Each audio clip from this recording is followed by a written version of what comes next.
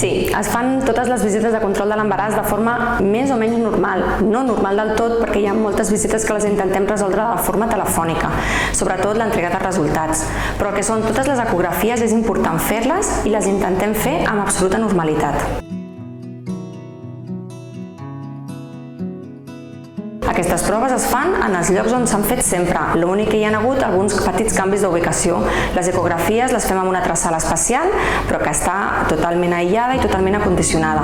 I el que són les analítiques i les visites, les que toquen als ASIRS i les que toquen a l'hospital, amb algun petit canvi, sobretot a final de l'embaràs, que intentem ajuntar proves com són les corretges, que les fem juntament amb la visita, les dues a l'Hospital de Calella, en lloc de l'Hospital de Blanes, en les pacients que venen del sector Blanes.